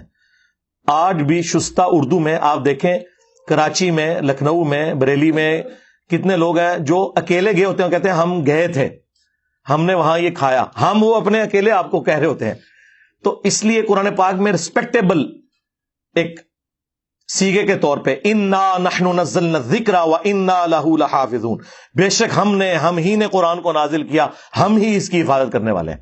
اور مرد کا سیگا جو ہے وہ ڈومیننٹ ہے اس اعتبار سے, ورنہ اللہ نہ مرد ہے نہ عورت, فرشتے نہ مرد ہے نہ عورت. یہ جینڈر جو ہے نا وہ جنات میں, انسان میں, نباتات میں, حیوانات میں ہوتے ہیں. کیا گدڑ سنگی سچ میں ہے؟ کیا اس کے رکھنے سے دولت, شہرت, رزق میں اضافہ ہوتا ہے؟ یار یہ میں جو گدڑ سنگی بولتا ہوں نا وہ پنجابی میں محاورتاً ایک بولا جاتا ہے, باقی تو کوئی چیز نہیں. یار خدا کے لیے اللہ کے بندو موحد بنو, اللہ کے ماننے والے بنو. ہاں جی ٹھیک, اللہ ہی کرتا ہے جو کرتا ہے. مولا علی علیہ السلام کا قول ہے, میں نے اپنے ارادوں کے ٹوٹنے سے اپنے رب کو پہچانا کہ حالات بھی فیوریبل, سب کچھ کوشش بھی کر دیکھتا ہوں لیکن وہ کام نہیں کر پاتا. مراد یہ کہ ایک ہستی میرے اوپر ایسی ہے جو اس کام کو ایسے نہیں ہونے دینا چاہتی, چاہے وہ آزمائش کے طور پہ ہو چاہے کسی اور معاملے میں ہو, بہرحال گاڈ اورینٹڈ ہو. عیسیٰ علیہ السلام کا زندہ اٹھائے جانے کا ذکر قرآن میں, مولا علیہ السلام نے تو ان سے خلافت کا مشورہ کیوں نہیں کیا؟ کیا سعودی عرب میں قرآن مختلف ہے؟ نہیں, قرآن تو ایک ہی ہے جی, دنیا میں ایک ہی قرآن ہے. باقی یہ جو آپ نے لکھا ہے حضرت عیسیٰ علیہ السلام کے نزول کے اوپر میری ویڈیو دیکھ لیں. ٹھیک ہے, مولا علیہ السلام نے تو نہ قبر رسول پہ کوئی مشورہ کیا. یہ تو ہم کہتے ہیں کہ سیدہ فاطمہ 6 مہینے بعد رسول اللہ کے غم میں فوت ہو گئی, ان کو تو قبر رسول پہ کوئی بیداری میں حضور کی زیارت نہیں ہوئی ہے, مولا علی کو نہیں ہوئی ہے. اما عائشہ 47 سال تک اس حجرے میں رہی ہیں جہاں قبر رسول ہے, انہوں نے تو کبھی جنگ جمل پہ جانے سے پہلے رسول اللہ سے مشورہ نہیں کیا. یہ بات کے لوگ کیوں کہانیاں سناتے ہیں؟ سعودی عرب میں سرکار, یہ سعودی عرب کا چھپا ہوا قرآن ہے میرے ہاتھوں میں, اور یہ ایک دمشق کے رائٹر ہیں عثمان طاہا, اس کا لکھا ہوا ہے یہ, وہ بندہ زندہ ہے ابھی بھی. سعودیہ والوں نے اسے ہائر کیا تھا, اس نے کافی قرآن لکھے ہیں. یہ اجمیوں کے لیے جو ہے یہ خط نسخ, یہ نسخ ہے جی انور بھائی, یہ والا, ہاں خط نسخ میں, اور خط ریحان کے اندر انہوں نے عربیوں کے لیے وہ گرین بائنڈنگ میں لکھا, یہ بلو بائنڈنگ کے اندر. سیم یہی قرآن ایران سے چھپتا ہے ریڈ بائنڈنگ کے اندر, ریڈ ہے, باقی سب کچھ یہی ہے. اس کے ہر صفحے پہ آیت ختم ہوتی ہے. یہ ایسا لکھا ہے کاتب نے کمال سے, اندازہ کریں اس نے ایسا اس کو ایڈجسٹ کیا, ہر صفحے پہ آیت ختم ہوتی ہے, ہر صفحے پہ. یہ سعودیہ کی ہر مسجد کے اندر رکھا ہوتا ہے, اب تو یہاں بھی مل جاتا ہے یہ. اور جواد نقوی صاحب کے پاس جب ہم گئے عروۃ الوثقی کے اندر, وہاں بھی عثمان طاہا کی ہینڈ رائٹنگ والا قرآن پڑا ہوا تھا. میرے بھائی کہاں شیعہ سنی کا قرآن ایک ہی ہے, باقی جو بکری کھا گئی وہ تو سنیوں کی کتاب میں ہے, ابن ماجہ کے اندر روایت. تو بکری کھانے سے قرآن ختم ہو گیا؟ اللہ کے بندو, قرآن تو سینہ بسینہ ٹرانسفر ہوا ہے. ٹھیک ہے, قرآن کے کئی صفات آپ کو دریا میں پڑے ہوئے ملتے ہیں, تو اس سے قرآن تو ختم نہیں ہو گیا. میری ویڈیو دیکھ لیں, کیا سنی اور شیعہ کا قرآن الگ ہے, وہ ویڈیو دیکھ لیں. آپ کہتے ہیں کہ آج کے دور میں گستاخ کو قتل نہیں کیا جا سکتا کیونکہ نبی الاسلام نے اپنی زندگی میں گستاخوں کو قتل نہیں کروایا, جبکہ پوری امت گستاخ رسول کو قتل کرنے پر قائل ہے. کہاں سے قائل ہے؟ تقی عثمانی صاحب کی تو ویڈیو لیک ہو گئی ہے, آڈیو, ہاں اسی ویڈیو میں نے لگا دی ہوئی ہے. انہوں نے کہا کہ فقہ حنفی کے تحت گستاخ رسول کو قتل نہیں کیا جائے گا, اسے توبہ پہ آمادہ کیا جائے گا. آپ کیسے کہہ رہے ہیں امت متفق ہے؟ امت صرف امت کے ڈر کی وجہ سے متفق ہوئی ہوئی ہے, کتابوں میں نہیں ہے. یہ سارے گونگے ہو گئے تھے جب غامدی صاحب کو ٹی وی میں بلایا گیا, مفتی منیب الرحمان صاحب کو. غامدی صاحب نے کہا کہ امت کو بتائیں فقہ حنفی میں گستاخ رسول کی سزا کیا ہے. یہ کو ماں بہن کی گالی دی تھی, تم حنفی ہو نا, تمہاری فقہ تم سے پوچھ رہے تھے نا غامدی صاحب. تو غامدی صاحب کے اس سوال کے جواب میں جو اتنے احترام سے انہوں نے کیا، مفتی صاحب غصے میں آ گئے، ان کا آپ نے ان جاہلوں کو ٹی وی پہ بلایا ہوا ہے؟ تو غامدی صاحب نے غصہ نہیں کہا، ان کا مفتی صاحب مجھے اپنی جہالت کا اعتراف ہے، میں طالب علم ہوں، آپ سے سیکھنے بیٹھا ہوں، بتائیں فقہ حنفی میں کیا لکھا ہوا ہے؟ ہاں، غامدی صاحب نے پوچھتے پیر رکھ لیا سی فقہ حنفی دی۔ ہاں ظاہر ہے جدو تسی پوچھتے پیر رکھیا تو غصہ کھانے دی کیڑی لوڑ ہے؟ وہ مٹھی چھری نال انہاں نوں ذبح کر چھڑیا انہوں نے۔ پوری گفتگو میں انہوں نے یہ نہیں بتایا فقہ حنفی میں کیا سزا ہے۔ ابھی تو میں بیٹھا ہوتا تو میں اگلی بات کرتا کہ آپ بتائیں کہ اعلی حضرت کے نزدیک حسام الارمین میں تمام دیوبندی علماء کے اوپر جو بڑے ہیں 4 دیوبندی تھے، غلام احمد قادیانی پہ کفر کا فتویٰ ہے، اور انہوں نے کہا اس کے کفر میں شک کرنے والا بھی کافر ہے، تو پاکستان اور انڈیا کے کروڑوں دیوبندی اعلی حضرت کے نزدیک کافر اور مرتد ہے۔ مرتد کا لفظ حسام الارمین میں لکھا ہے۔ تو مفتی صاحب یہ آپ کے ساتھ جو دیوبندیوں کے مفتی ہیں یہ واجب القتل ہیں یا نہیں؟ آنا داڑ تھلے تو میں تو تمہیں پتا لتاں نو پی جانا۔ قرآن کو کون سمجھائے گا اور کیسے ہمیں سمجھنا چاہیے؟ قرآن ویسے سمجھنا چاہیے جیسے ایک انگریز پہلی دفعہ انگریزی میں قرآن کا ترجمہ سن کے قرآن کو سمجھے گا، کیونکہ صحابہ کرام پڑھے لکھے نہیں تھے، ان کی زبان میں تھا۔ ہاں بالکل قرآن کو ویسے سمجھنا ہے۔ کتاب فصلت آیاتہ، بالکل اللہ نے واضح کر دی ہے۔ باقی جو تفصیلات سنت میں حدیث میں وہ الگ بات۔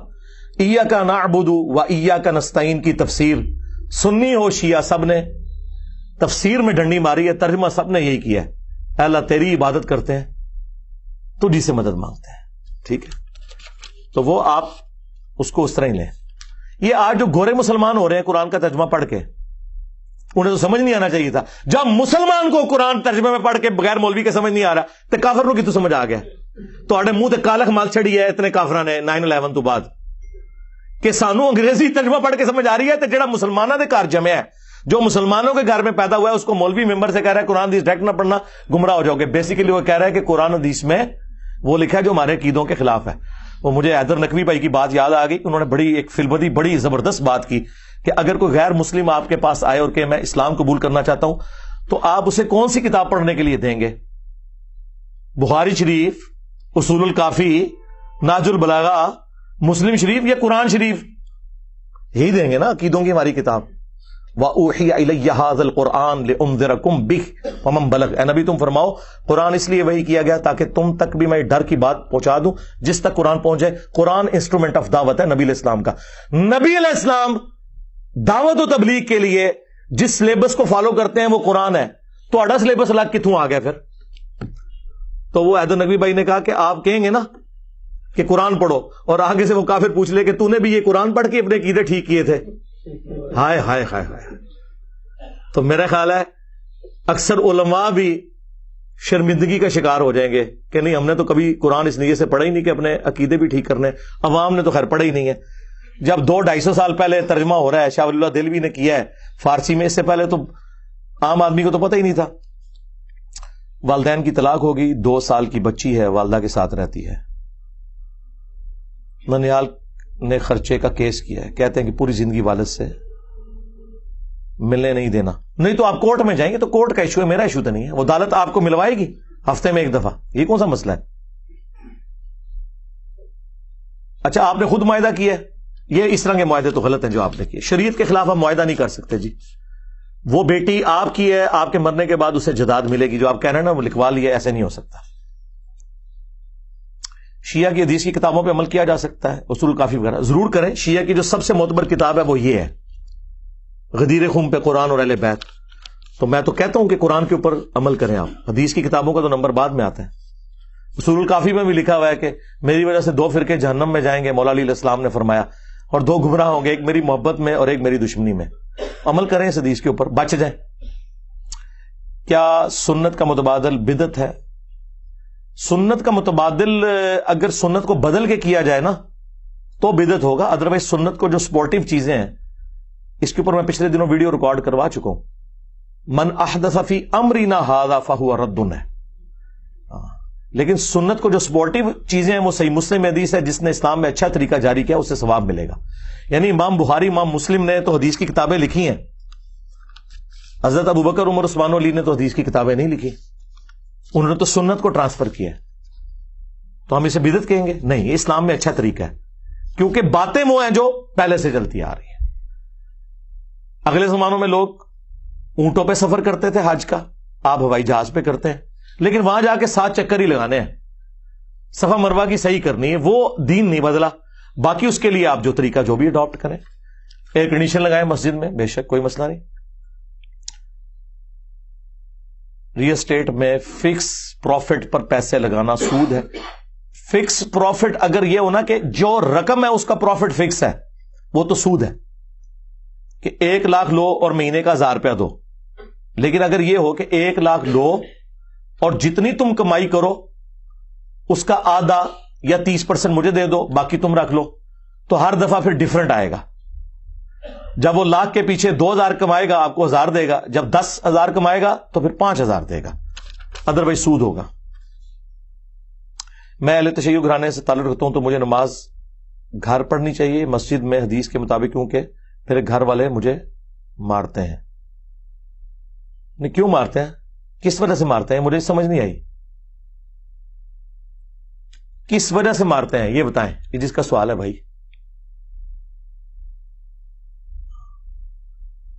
کس وجہ سے ماریں گے؟ آپ ہاتھ چھوڑ کے نماز پڑھیں۔ ہاں، یہ وہ اگر کہتے ہیں کہ آپ سنیوں کے پیچھے جا کے نماز نہ پڑھیں، یا سنی کو کہتے ہیں آپ شیعہ کے پیچھے نماز نہ پڑھیں، تو دونوں کو بتائیں کہ بھائی فتوے موجود ہیں، میری ویڈیو بھی دیکھ لیں۔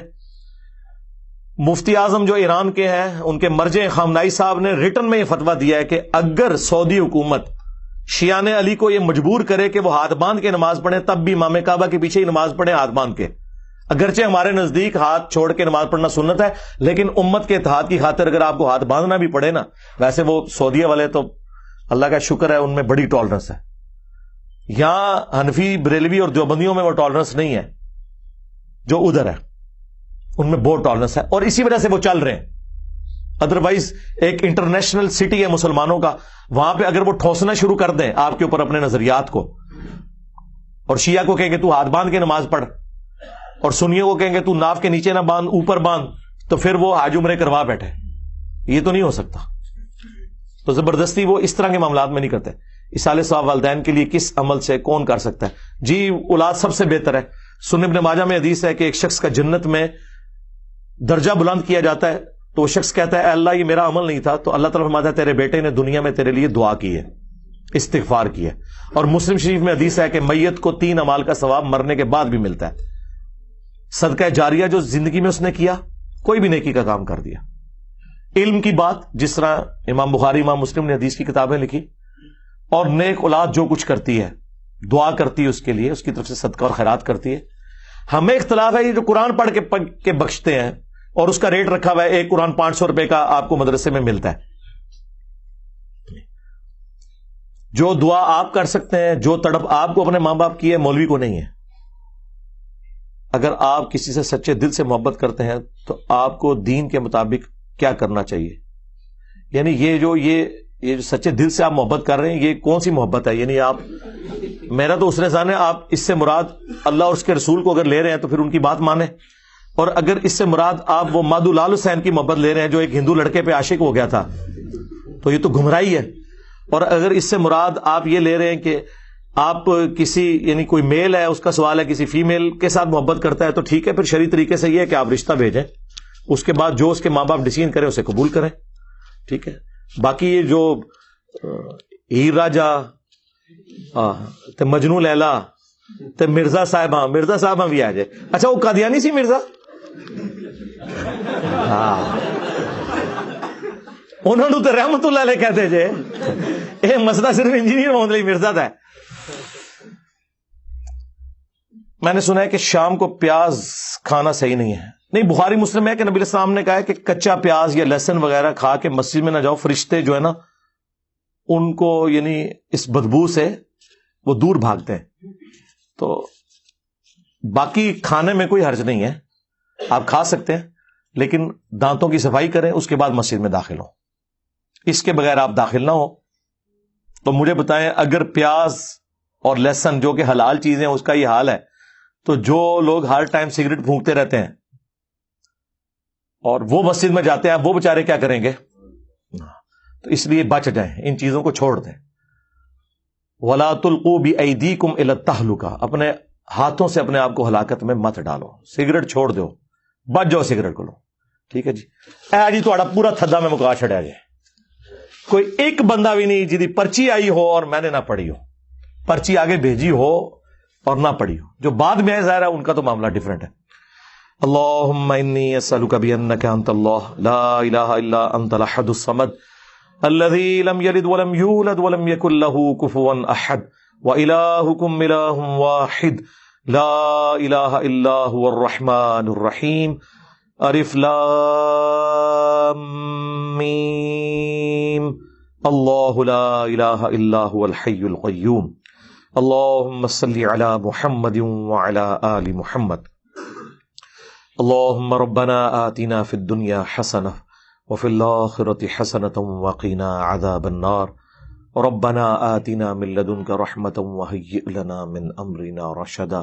لا الہ الا انت سبحانک انی کنت من الظالمین. اللہم احسن عاقبتنا فی الامور کلہا واجرنا من خزی الدنیا وعذاب الآخرہ. رب ارحمہما کما ربیانی صغیرا. اللہم اغفر لحینا ومیتنا وشاہدنا وغائبنا وصغیرنا وکبیرنا وذکرنا وانثانا. اللہم من احییتہ منا فاحیہ علی الاسلام ومن توفیتہ منا فتوفہ علی الایمان. اے اللہ جن جن بھلائیوں کا سوال تیرے محبوب صلی اللہ علیہ وآلہ وسلم نے تجھ سے کیا، ہمارے حق میں، ہمارے ماں باپ کے حق میں، ہمارے بیوی بچوں کے حق میں، پوری امت کے حق میں قبول و منظور فرما. جن جن چیزوں کے شر سے تیرے محبوب علیہ السلام نے تیری پناہ طلب کی، تمام دنیا کے مسلمانوں کو ان چیزوں کے شر سے اپنی پناہ عطا فرما. حاضرین کے دلوں میں جو جو نیک اور جائز دعائیں ہیں قبول فرما. حاضرین کے جو چھوٹے بڑے رشتہ دار فوت ہو چکے مغفرت فرما. اے اللہ جو بیمار ہیں انہیں شفائے کلی عطا فرما. جن کے رزق کی تنگی کا ایشو ہے انہیں برکت عطا فرما. اے اللہ پوری دنیا میں مسلمان جہاں کہیں بھی کس پرسی کی زندگی گزار رہے ہیں، اے اللہ انڈیا میں، کشمیر میں، چائنا میں، فلسطین میں، یمن میں، شام میں، عراق میں، افغانستان میں، پاکستان میں بھی جو سیلاب زدگان ہیں، اے اللہ غیب سے ان کی عزت آبرو جان و مال کی حفاظت فرما. اے اللہ ہمیں اپنی موت سے پہلے قبر و آخرت کی تیاری کرنے کی توفیق عطا فرما. اے اللہ جو کچھ مانگا وہ بھی عطا کر دے، جو نہ مانگ سکے ہمارے حق میں بہتر ہے تو ہمیں بن مانگے عطا فرما دے. اے اللہ ہمارے ملک پاکستان کی خیر فرما، پورے عالم اسلام کی خیر فرما، اندرونی اور بیرونی خطرات سے محفوظ فرما. اے اللہ پوری دنیا کے مسلمانوں کو بالخصوص اور پوری دنیا کے انسانوں کو بالعموم زمینی اور آسمانی بلاؤں سے محفوظ فرما، اور مرنے سے پہلے ایمان و عافیت کے ساتھ اے اللہ مدینہ شریف میں ہمیں موت نصیب فرما. اے اللہ مرنے سے پہلے توبہ کرنے کی توفیق عطا فرما، اور موت بقیع غرقد میں مدفن اور جنت الفردوس میں رسول اللہ صلی اللہ علیہ وآلہ وسلم کا پڑوس نصیب فرما. وصلی اللہ علی النبی الکریم وعلی آلہ واصحابہ اجمعین الی یوم الدین. آمین.